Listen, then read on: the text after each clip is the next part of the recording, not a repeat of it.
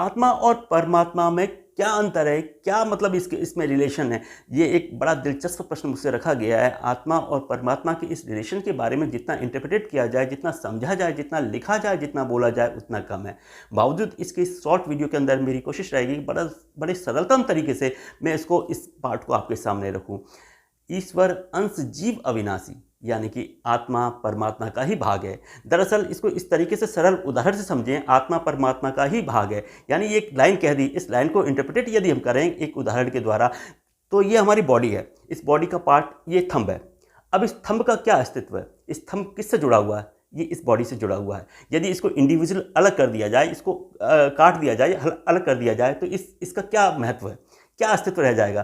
केवल एक जरा सा एक टुकड़ा। इसके बाद में इसमें कोई भी इसमें इसका कोई इंपॉर्टेंस भी नहीं रहेगा, कोई मूवमेंट भी नहीं रहेगा और कोई भी इसका अर्थ नहीं होगा। ये किसके साथ में पूर्ण होता है? इस बॉडी के साथ में मिलके ये पूर्ण होता है। ठीक इसी प्रकार से आत्मा और परमात्मा का रिलेशन है। और भी इसको सरलतम उदाहरण से यदि समझा जाए तो चांदनी रात देखिए, चांदनी रात में चंद्रमा जिस तरीके से चमकता है, चांद चमकता है, तो उसका ये प्रतिबिंब धरती पर पड़ता है। अब सपोज कीजिए कि 10 घड़े रख लीजिए, मटके रख लीजिए, उन मटकों में चांद का प्रतिबिंब पड़ेगा और उसके अंदर 10 घड़े के अंदर चांद दिखाई देगा। तो क्या वास्तव में 10 घड़े के अंदर चांद है? नहीं, वो वास्तव में क्या है? उस मूल जो चांद है उसका प्रतिबिंब है।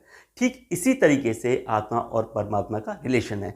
अगर किसी कारणवश या किसी भी तरीके से वो घड़ा मतलब टूट जाता है, तो वो उस प्रतिबिंब है वो कहाँ चला जाएगा? वो ब्रह्मांड में फिर विलीन हो जाएगा। मूल चांद है उसकी प्रतिकृति में वहाँ समा जाएगा।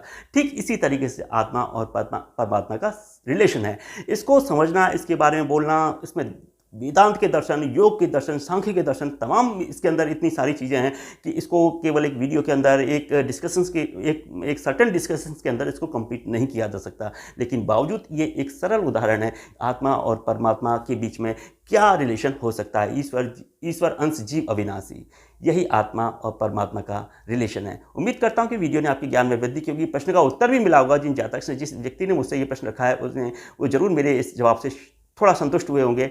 शेयर सब्सक्राइब कीजिएगा। शुक्रिया, शुभकामनाएं।